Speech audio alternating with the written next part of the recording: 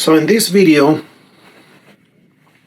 I would like to just give an introduction to what is known as the power and control wheel, developed by Pence and Paymer in the 80s. So the power and control wheel consists of 8 types of abuse an individual with violent behavior implements, primarily to dominate, to control, to subjugate, and impose their power and control over the victim. So the power and control wheel has to do with intimidation. Intimidation means to create some kind of fear in the victim through the tone of voice, nonverbal cues, and so forth. The other type of abuse within the power and control wheel is emotional abuse. And emotional abuse has to do with making the other person feel inferior, constantly putting that person down. So their self-esteem is going to, be minimized and is going to be affected badly. The other type of abuse is called isolation. The abuser or the batterer is going to try to isolate the victim from other people, especially family members.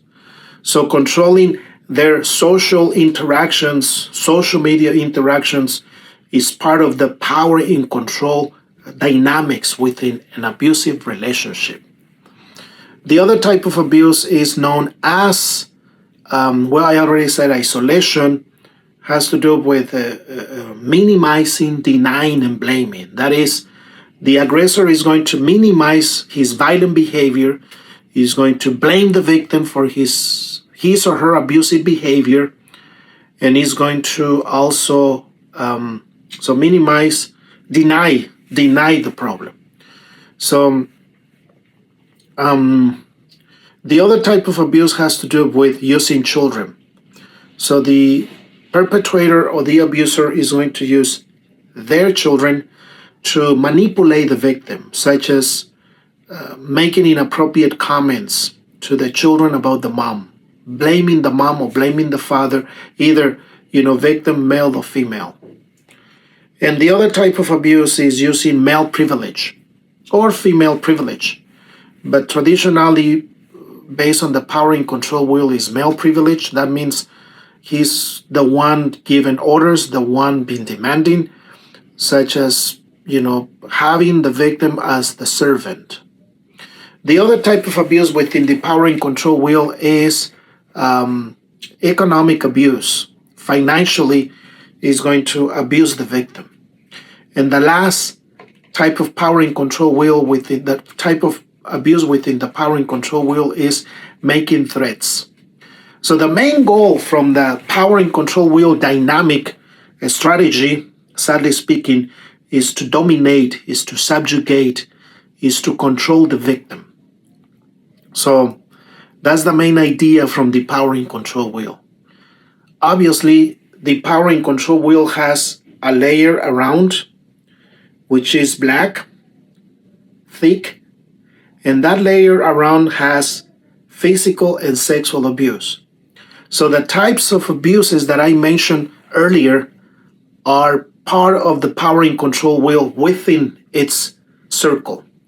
But the layer in the outside of the circle says physical and sexual abuse. That means, so the more the types of abuse occur within the center of the power and control wheel, the more likely it may escalate to physical violence and sexual violence. Sadly speaking. And of course, the power and control wheel is one of the explanations of how spousal abuse, intimate partner violence takes place. Sadly speaking. It's not supposed to be that way. Obviously, there is a replacement, such as how do we replace the power and control wheel abusive behaviors? Pence and Paymer developed the equality wheel, which is, an interesting topic that I'll share in the next video. This is just a simple introduction. So there is another video about the power and control wheel, but I'm going to create another one with more specifics. Okay, so I think this is good enough information for an introduction to the power and control wheel.